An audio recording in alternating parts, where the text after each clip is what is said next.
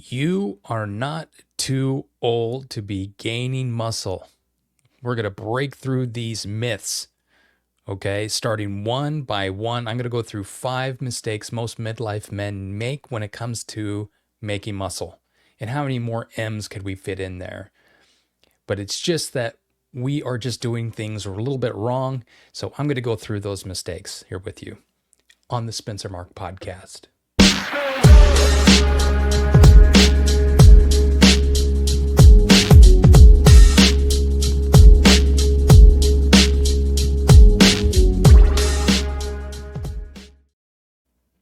Hello, and welcome to another edition of, Metabolism Talk. I don't even know what this is. This is just the Spencer Mark podcast, and we're going to be talking about building muscle at an advanced age. We're at midlife, going beyond. And I'm going to share with you some common mistakes that most men make when they're trying to make muscle. Okay.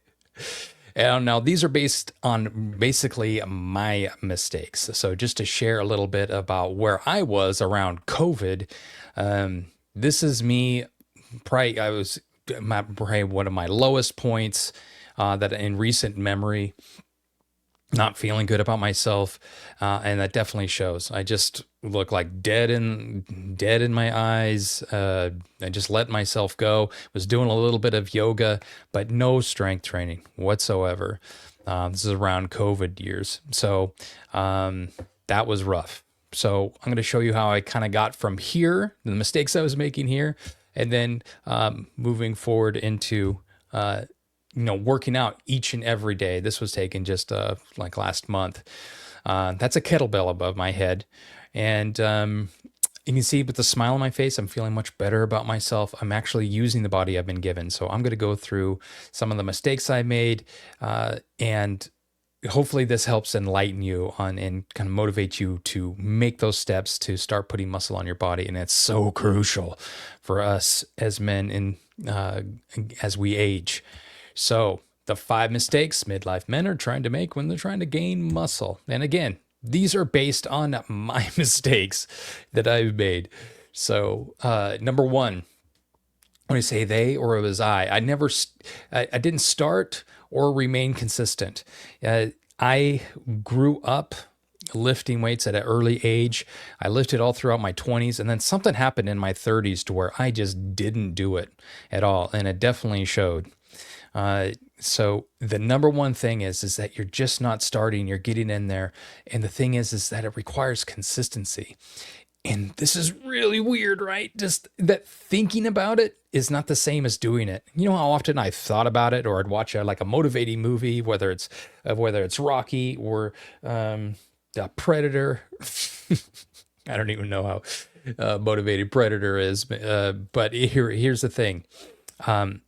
Thinking about it is just not the same as doing it. I'm not actually going to the gym and pushing myself through it. So a lot of times, the mind is powerful, telling me I'm going to get to it tomorrow and to get to it tomorrow. And the thing is, that's a pattern. It's a pattern that you were just thinking about it. We need to be able to break through with that. So that is a big problem. You got to think and then do.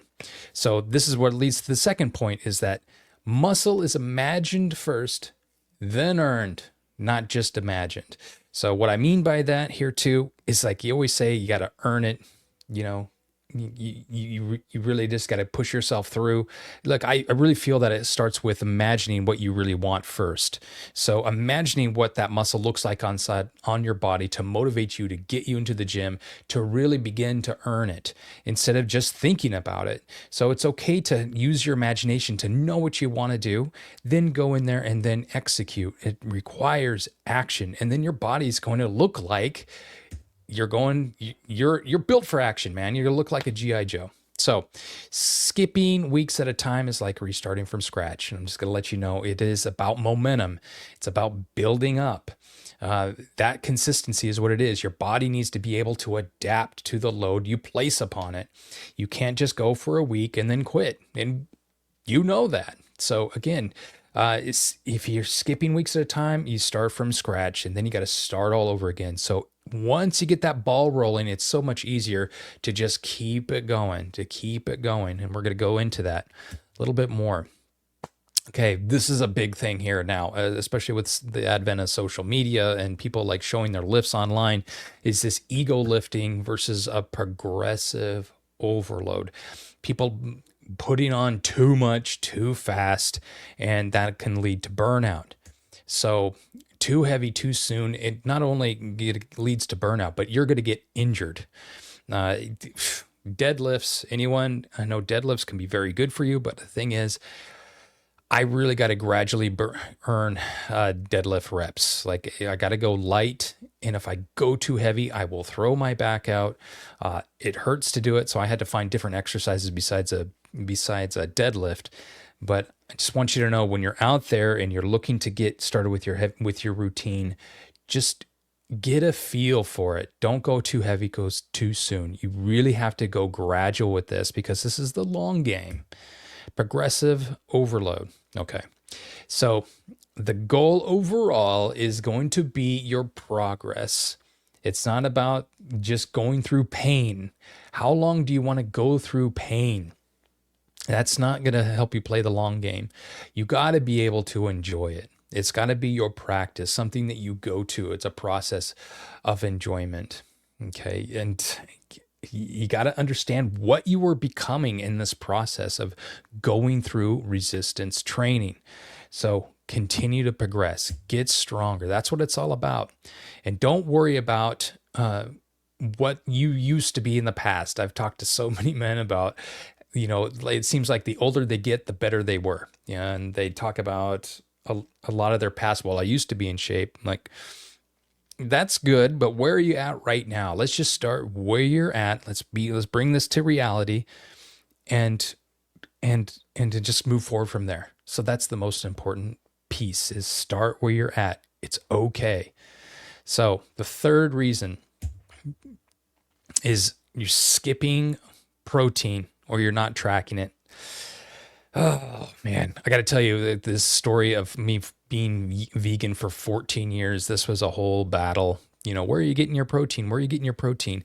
The thing is that I really wasn't tracking anything. And the protein I was getting came with it a lot of starch. So I'm going to talk about more about that on the nutrition side of things. But for me, it's a gram of protein per pound of body weight. And I got to be able to track that.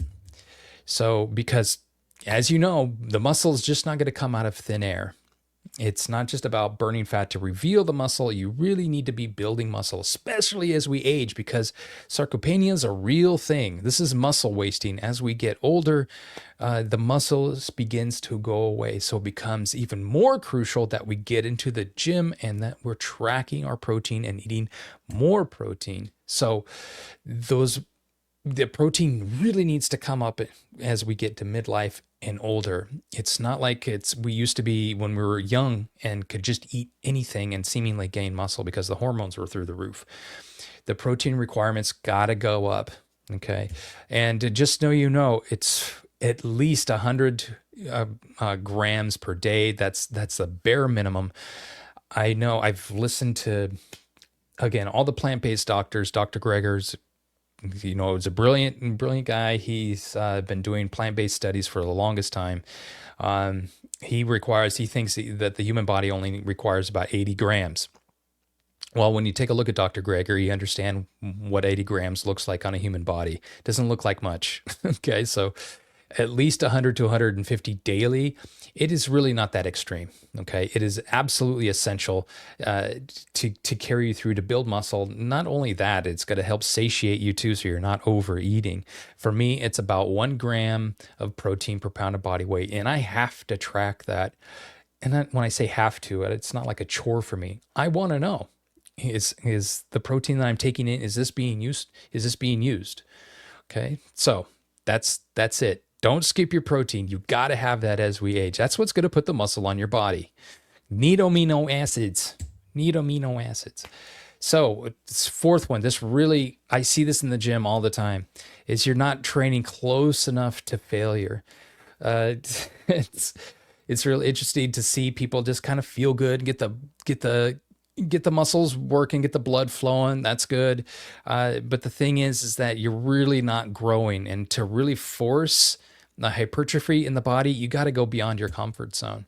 So most guys, I can watch them. They're not making a big enough face on that last rep. Okay, you're stopping way too early in your sets. You're going to have to get uncomfortable in order to grow the muscle. That's what's going to, you need to force a stimulus. So the growth is going to live for you in those last 2 to 3 reps. And the more often you do this, you're going to feel like you can have whatever, you're going to feel a reserve left in you. You want to go until you don't have to go all the way out to where you have nothing left, and that is your choice. You can go as hard as you can to leave about like maybe 2 reps in reserve. And, I feel that is a very good place to be. But understand those last 2 to 3 reps, that's where the growth is going to live for you. And we'll get into it more about, because the legs are a little different than the upper body. You're going to be doing less reps on the upper body than you would be on the lower body, because your legs are really built for endurance. So it's going to require more reps. But overall, that hypertrophy is going to happen in the last 2 or 3 hard reps. Hypertrophy meaning growth. So again, comfort is not where muscle grows. And this is the same where our own lives and where we grow as people. Yeah, man, if being comfortable, got you successful, we'd all be successful in anything that we'd ever do, right? But the comfort is not where the muscle grows. It grows through going through stuff that's hard. And that's what's going to make you feel so proud about it, is that when you're building muscle, you're looking better. You look like you go through hard shit. And it's going to be something that you can brag about, internally brag. Anyway, feel proud about that. You're doing something that not a lot of people can muster and not a lot of people can do. So again, break out of comfort, push yourself to those last 2 or 3 hard reps. That is crucial to be building muscle. So overtraining or under recovering. Now, again, this goes back to that grind culture, right? So we think I'm in the gym every day of the week, 7 days a week. Well, you got to understand something here too, is that if you're working out every day without any sort of recovery, you're going to crash. And you're going to crash not just for a day. You could be crashing for an entire week. And if you take that much time off, a week or 2 weeks, you're not going to want to go to the gym again. And then you're going to have to start all over again from scratch. And the issue is that if you continually keep blasting yourself and then quitting, you're learning this called learned helplessness. So you start to understand it's a behavior to where, you try something and you're just going to give up. It's important to go gradual and rest. Rest is where the growth happens. So again, it's your muscles, when they're working, they're under stress and they're breaking down. And the only time they're actually going to get bigger is when you are at rest. So you're going to get very good at like feeling your body, knowing when it's time to rest and relax. Taking in the proper amount of nutrition, other supplementation like magnesium, enough water. We'll get into that in other podcasts. But again, it's important to rest and recover. So that's what you're wanting to do. It's in the cycle. So you're going to stimulate the muscle. You're going to put them through the right amount of stress.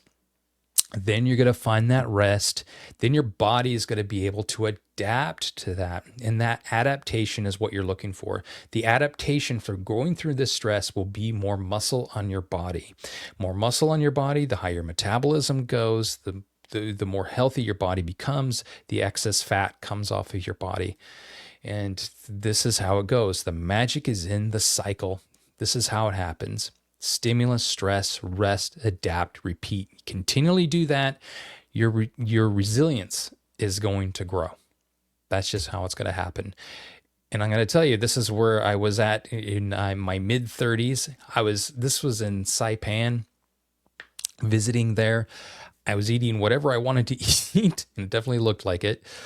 Drinking whatever, not really I guess I was thinking I was kind of looking good. I think I was showing off, but deep down I was really sad. You can tell, like right here through the gut, I'm sucking in as hard as I can here. I'm flexing as hard as I can here, and trying to come out of my shell. I do have compassion for this person because he was kind of trying his best, but I wasn't going to the gym at all. I wasn't. I told you in my 30s, I just quit. I don't know why. I just stopped doing it. I think I was doing a lot of traveling and just enjoying life. I think I was enjoying it. But again, with consistency over time, this is where I'm at currently. And just to share that here, proper rest, proper nutrition, the right amount of training, yoga, stretching, mobility. This is my life, and this is where I'm wanting to take you to. This is absolutely my passion, to be strong, to be fit, to be mobile throughout the entirety of my life. And why this was so important is that you're going to have your base foundation of where your health is. Once you feel that, you're going to be able to go on to other things that are important to you, like your meaning, purpose, relationships, whatever those might be. It's kind of like Maslow's hierarchy. At the very base of your learning and for you to feel safe is your food and your shelter. And then at the top is your self-realization, of the pyramid. This is the base foundation for you to understand that you feel safe in your body, you're strong, you're healthy. And then from there, you can build up to those finer points of life, your meaning, your purpose, how you contribute to others. But it all starts with you contributing to yourself and getting strong. That's the main thing. So you want to build muscle. You want to know how to do that. I'm going to go through an entire plan with you. Just book a call with me. It's absolutely free. I want to work with you to get you stronger so you can be stronger for longer. Okay. That's what it's all about. A link is in the description. We'll get going and build a plan customized to you and what you like, and start putting muscle on your body, strip the fat away. And then from there, the world is your oyster. You're going to feel much better rolling through midlife, strong, healthy, and it's going to be so much easier to be happy too. Okay, so I want to thank you all for being here, and I'm looking forward to coming back here tomorrow where we get more stuff. We're going to unveil more things to help your metabolism, to help your life, and to help your health, and to help you make your mark on the world. So thank you very much.